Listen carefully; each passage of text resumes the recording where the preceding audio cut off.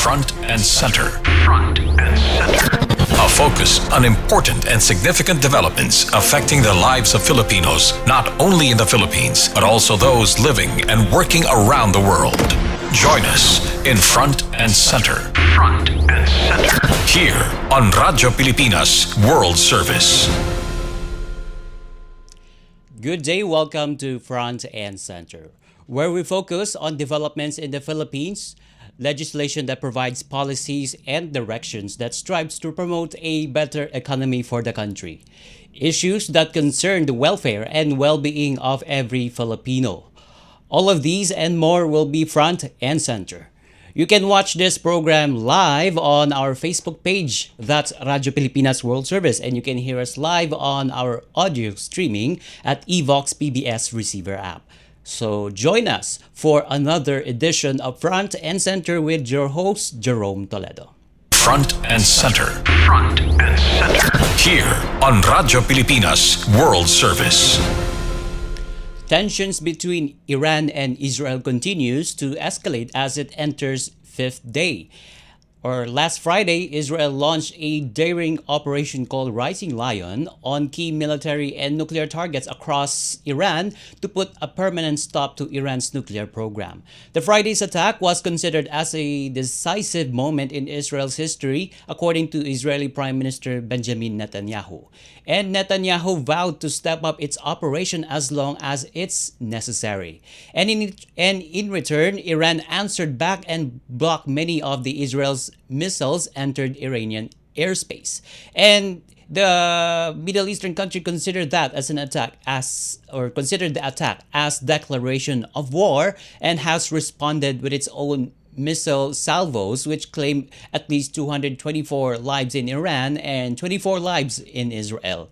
And having said that, the tension in the Middle East influences the oil supply. So as we know, the region produces most of the world's oil supply. That's according to Reuters report that was published on Wednesday. And the oil prices, according to that same report, climbed over 4%. And the Brent crude futures settled at $76.45 a barrel. And that's up by $3.22 or 4.4%. Meanwhile, U.S. West Texas Intermediate crude finished at $74.84 a barrel. That's up $3.07 or 4.28%. And in the same report, quoting a senior analyst, the continuing exchange of airstrikes between Israel and Iran poses a geopolitical risk to oil markets that has an existing tight supply and demand. And here in the Philippines, although we are not experiencing the brunt of the turn events in Middle East, somehow it is affecting us by the prices of oil that because as mentioned, the oil is being sourced through Middle East. Okay, so to give us an update and also on analysis regarding the situation of oil supply across the globe and also in the Philippines, so we now have on the line the Director 4 of the Oil Industry Management Bureau of the Department of Energy. That's Director Rino E. Abad. Thank you, Director, for joining us in the program. This is Jerome Toledo on Radyo Pilipinas World Service. Hello? Good morning, Director Rino. Good morning. Hello, good morning, sir. Hindi ho marinig. Yeah, can you hear me now? Hindi ho marinig masyado. Okay, so we'll try to establish our line again. So, again, good morning, Director Rino. Good morning po. Yeah, can you hear me loud and clear? Hindi ho marinig eh. Not yet. Okay, so we'll try to establish our line again. Okay. Okay, sige All right. po. Okay. Hello? Okay. So Hello? we'll try to establish again the line for Director Rino Abad. That's the Director 4 of the Oil Industry Management Bureau of the Department of Energy. Meanwhile, we'll take you into a short break. Front and Center returns. This is a public service announcement. Discipline is the key. Umiwas sa aksidente sa daan. Ang pagmamaneho ay may kaakibat na responsibilidad. Hindi basta mapaandar lang ang sasakyan. Kilatisin ang sarili, ang kahandaan sa manibela. Siguruhing inyong konsentrasyon ay hindi magagambala. Importante rin na ating laging isipin, init ng ulo ay huwag pairalin. Bagkus, kaligtasan ng lahat ang siyang dapat unahin. Isang mahalagang paalala mula sa Presidential Broadcast Service at Radyo Pilipinas, Radyo Publiko 738. This is a public service announcement. From PBS, Presidential Broadcast Service at Radyo Pilipinas, Radyo Publiko 738. Welcome back to school, dear students! Excited na ba kayo? Hooray for the new lessons, new classmates, at new challenges!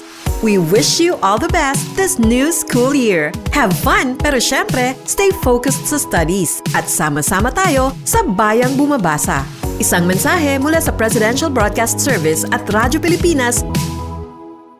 Mas pinadali na ang government transactions sa tulong ng eGovPH Super App. Pwedeng-pwede mo nang magawa ang lahat ng ito. I-download ang eGov app sa iyong smartphone o tablet mula sa App Store o Google Play Store. Pagkatapos, ilagay ang iyong mobile number at i-authenticate gamit ang one-time PIN o OTP para marehistro ang iyong account. Saka ilagay ang iyong mga pangunahing impormasyon at kumpletuhin ang facial recognition technology para sa verifikasyon ng iyong pagkakakilanlan. Para sa mas mabilis at mas maayos na serbisyong panggobyerno, gamitin na ang eGovPH Super App.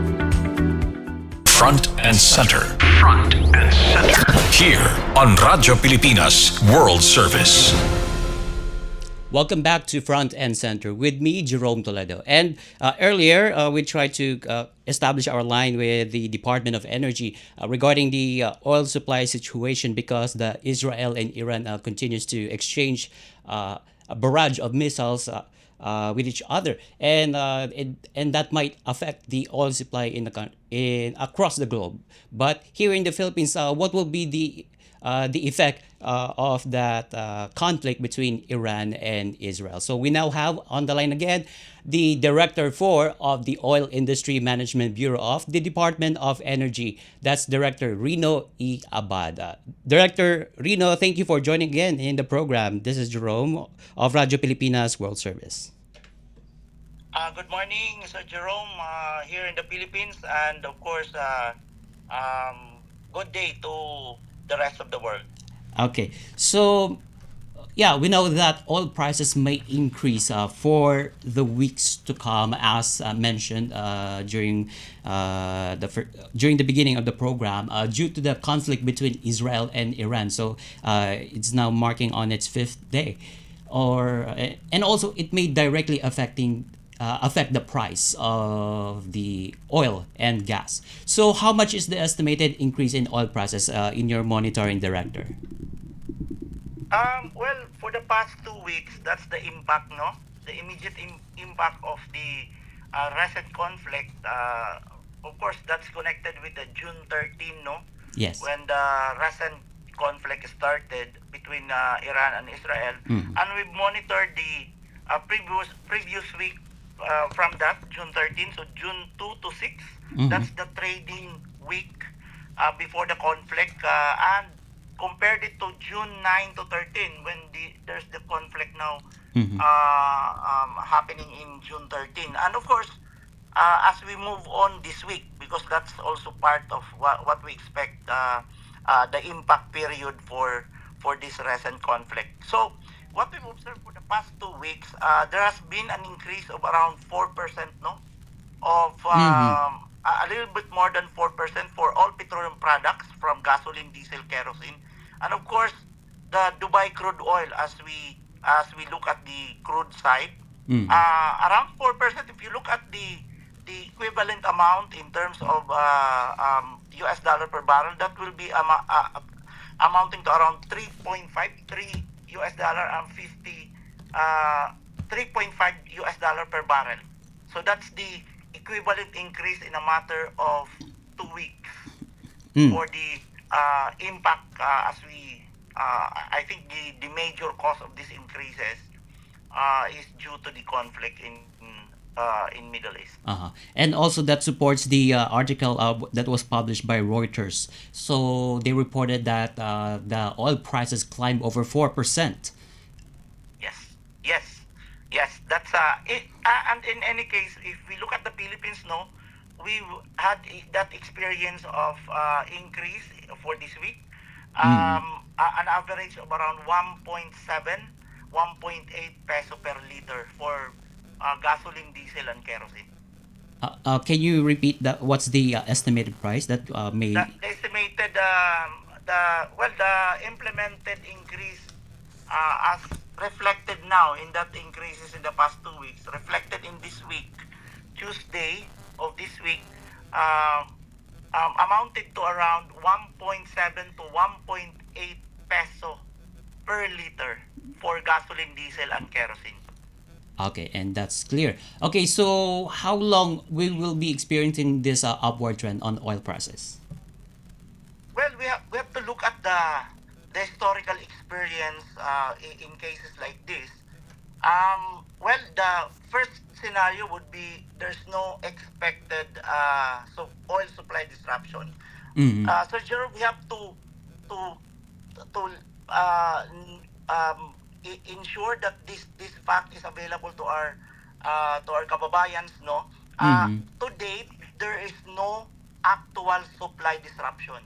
So if you look Okay. at these increases, these are so what we call the speculative increases. So due to speculation, so the expected impact will be rather an increase in crude oil price brought by speculation in the absence of an actual supply disruption. So we expect that we will observe these increases in the next 2 to 3 weeks, so probably until end of this month.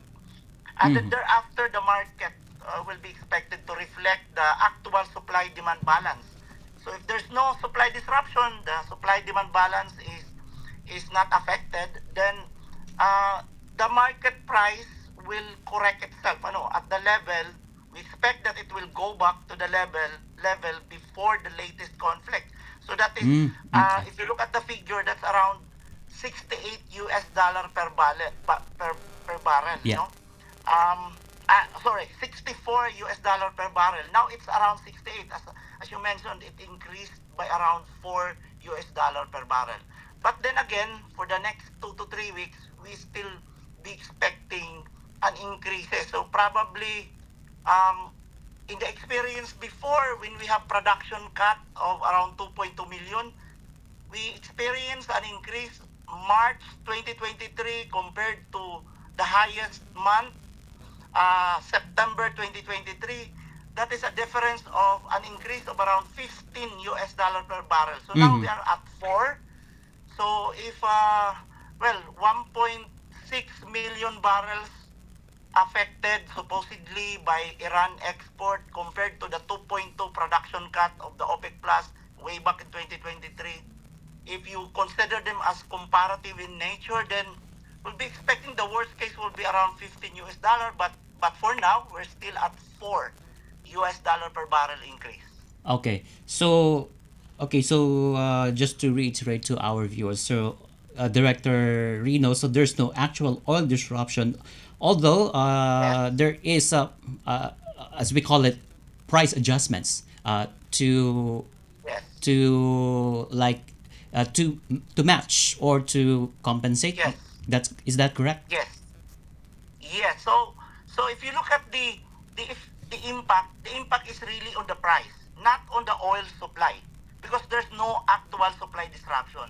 It's on the Mm-hmm. price, and the driver of this price is speculative in nature. So we Speculative. expect the market to correct probably Yeah. probably in July, 2 to 3 weeks from now.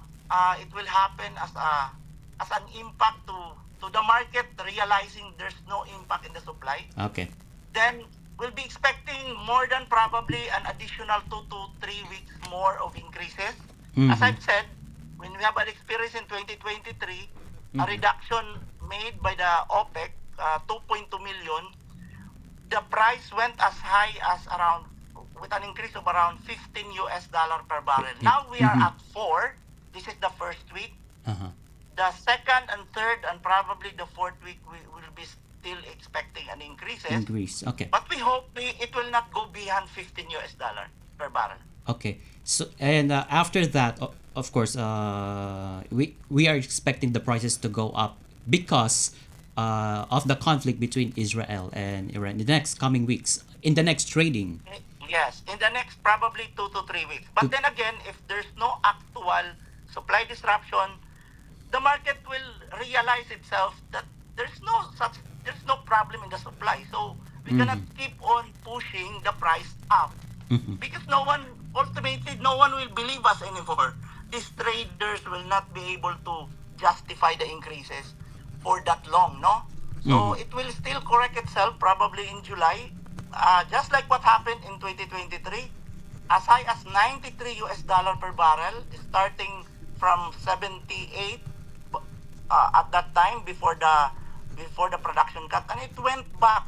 So we expect also that probably in July it will start to go down. We started at 64 before the conflict, $64. Now we're at 68. Probably it will go higher, but we expect it will not go as high as the $15 per barrel. All right. Okay. So we know that higher oil prices means higher costs for everyone. So primarily in the business and transportation sector. So as we know, government does not have a control on oil prices due to the effectivity of the Downstream Oil Industry Deregulation Act, or also known as Oil Deregulation Law. So nevertheless, how can we ensure that price increase imposed by oil companies will be fair and justified? Every week, the Department of Energy monitors the price. The estimate for us, given with a little bit of premium for the oil company, I think the increases implemented are consistent with what's happening in the global market. Yeah. So that's the evaluation that we would like to continue. Constantly talking and discussing these issues with the oil companies, because the oil companies are also interested and has been implementing discount programs. So it's not only about the price itself, but looking at ways on how they can contribute in mitigating the impact to the consumer. So oil companies have discount programs. In fact, we will be scheduling this week, probably until next week, discussions with the oil company individually, because they don't want to discuss price together with other companies. So individually, to discuss not only with the price, but more importantly with the discount programs that they are implementing. So at the same time, the government has also subsidy programs. So these are really intended to mitigate the impact of the price, though it's limited because it's government fund distributed to the vulnerable sectors. We have only 2 sectors so far in the General Appropriations Act given with that budget. The transport sector via the Office of the Department of Transport, implemented by LTFRB. We have a subsidy amount of 2.5 billion pesos. They call it the fuel subsidy assistance, no? 2.5 billion pesos. The beneficiaries will be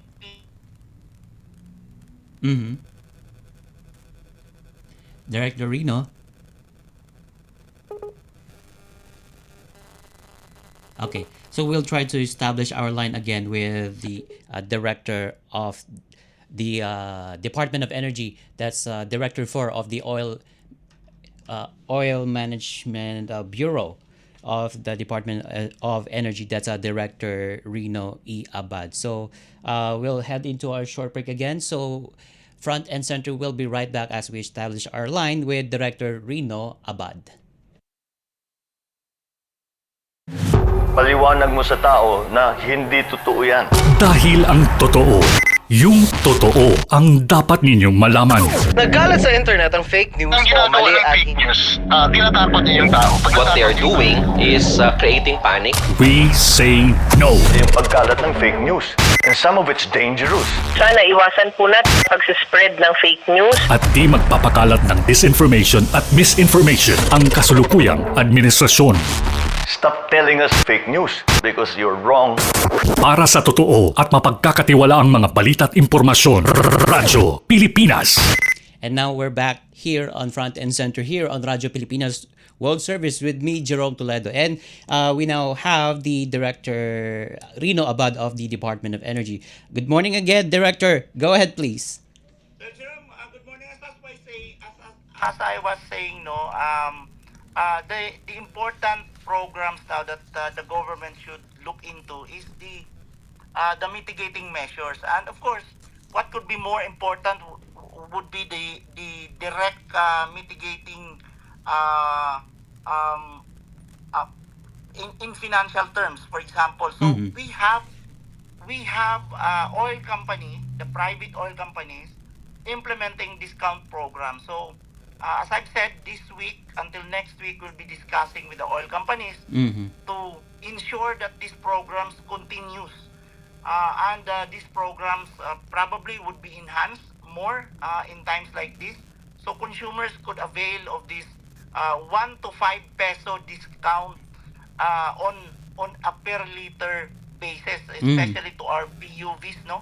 Yeah. And then, of course, the government has its own counterpart in subsidizing the fuel sector, and of course the farmers. So the farmers has also an amount of, the DA has also an amount of subsidy of around 585 million pesos.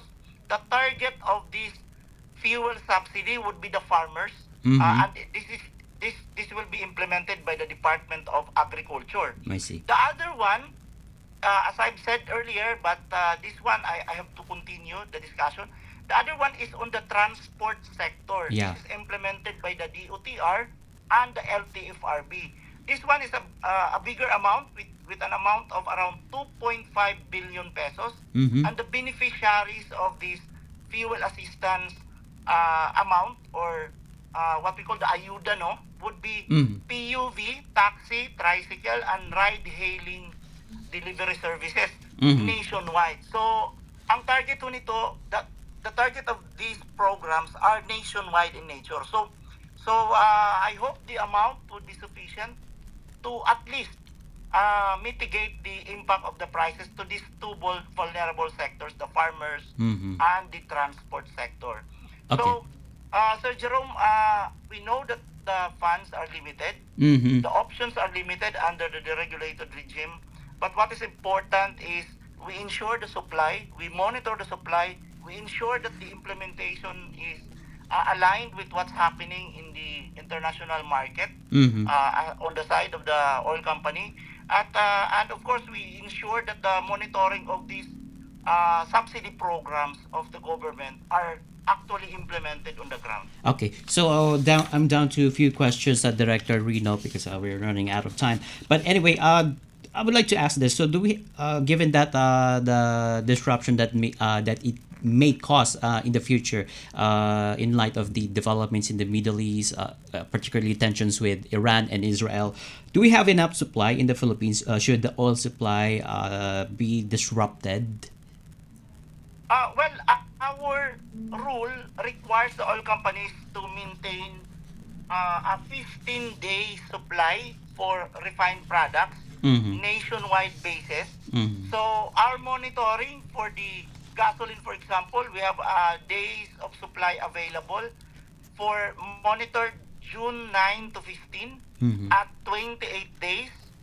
So diesel at 26 days, kerosene at 102 days, and aviation turbo at 29 days. This is almost double of the 15-day supply requirement as mandated by our rules. So, we don't expect the oil company to build more and more of the inventory, because it costs capital, of course, to maintain Right. huge volume of inventories. But we're still happy that the oil companies made it a point to do at least twice of what is required by the rules of the department.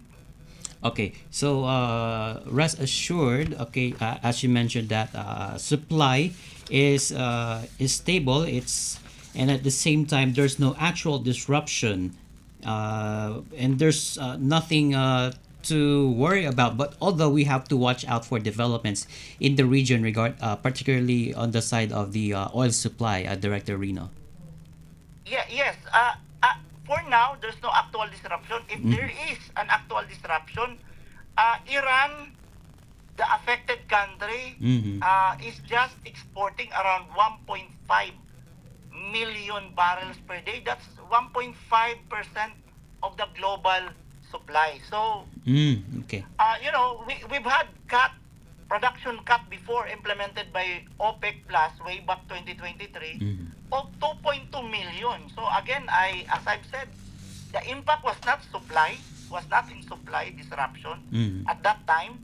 It's only that the price of crude oil increased by as much as 15% from March to September 2023. So in this case, if there will be an actual disruption of 1.57, this is not new to us. We've had higher production cut implemented in 2023 at 2.2 million barrels. Yeah, So right. most likely the impact will be the price. If Iran supply export of 1.57 million barrels per day will be disrupted, it's in the price. But it's a different story if the Persian Gulf blockage is implemented. Historically, this has not happened before. But if you look at the figure, the six major exporting countries in the Persian Gulf totals to around 16 to 17 million barrels per day. That's around 16 to 17% of the global supply. Okay. You know what will happen, Sir Jerome, if that happens? The blockage there. It's not only the Philippines that will have severe supply disruption. It's on a global scale. Right. And I think there will be massive increases in fuel prices. Yes, that's right. So it's not, we just don't know how much, but it will be massive. We're not talking about $15 per barrel. We'll be Right. talking about probably hundreds of US dollar per barrel. So Okay. it has not happened before. It has. No, we still believe that at this point in time, it's too early to say that such a worst case scenario will happen. But rest assured, given that you mentioned government interventions on transportation sector, plus some sectors, the government is ready to mitigate these challenges brought by turn of events in the geopolitical setting. Yes, but of course these are limited funds. We have discount programs from the oil company. They can only do so much to provide discounts. Subsidy programs are limited also with the Okay. transport and farmer sectors. So the rest of us will have to accept the increases. But Sir Jerome, no, we would like to emphasize a little bit on the price. When we started this year, the price of gasoline, for example, is around, the common pump price is around 70 peso per liter. Yeah. Now it's down by June to date. It's down at around 54 pesos per liter. So we have increased, like even if we increase like 8 pesos for now, we'll just end up at 62. It's still lower than the 70 peso per liter we had way back start January of this year. So I'm not saying that it's good, but we've had worse in short starting this year at 70 peso per liter for gasoline, 59 peso per liter for diesel. Now it's down to 52 peso per liter. So Okay. It's not good, but based on our experience, we've had worse cases before, even in 2023, Yeah. even worse than what we are really now Alright. at very low prices now of Okay. petroleum products. Okay, all right. So, very well said. Okay, and with that, we're running out of time, Director Rino. But thank you for joining us in the program on Radyo Pilipinas World Service. And I hope to have you again to discuss these matters at hand. Thank you again, Sir Jerome, at good morning again to all our kababayans. Okay. And you just heard the Director 4 of the Oil Industry Management Bureau of the Department of Energy. That's Director Rino E. Abad. Front and center. Front and center. Here on Radyo Pilipinas World Service. And before we go, Presidential Communications Office Undersecretary and Palace Press Officer Claire Castro firmly reiterated that President Ferdinand R. Marcos Jr. is not open to any form of dialogue concerning the impeachment proceedings. Undersecretary Castro reiterated the clarification after some members of the media continued to ask lawmakers, including Senate President Francis Escudero, about the supposed dialogue on the impeachment issue. Castro said the President Marcos Jr. will not engage in any discussion with legislators regarding the pending impeachment trial of Vice President Sara Duterte unless there is a dialogue with Congress leaders on other legislative matters, including pending bills. So here's Undersecretary Claire Castro. Hindi po open ang Pangulo sa dialogo sa dalawang liderato ng Congress patungkol po sa impeachment issues. Sa ibang bagay patungkol sa batas or bill, maaari pong pag-usapan kung hindi sila nagkakasundo at hindi nagiging maganda ang kanilang relasyon. So yun lang po yung ating gustong liwanagin. And that's Undersecretary Claire Castro, the Palace Press Officer. Front and center. Front and center. Here on Radyo Pilipinas World Service. Okay, and just a reminder, the Philippine government team has been deployed already to Israel to help ensure the safety and well-being of Filipinos amid ongoing tensions. For our overseas Filipino workers and their families seeking help, you may contact the DMW OWA Middle East Local Emergency Hotline at 1348 or the Overseas Hotline at +632 1348. And with that, we conclude this edition of Front and Center. Together with Radyo Pilipinas World Service production and technical personnel team, this is your host, Jerome Toledo. Until next time, mabuhay, love the Philippines. You have just heard and watched Front and Center. Front and Center. Join us again for another edition here on Radyo Pilipinas World Service. Front and Center.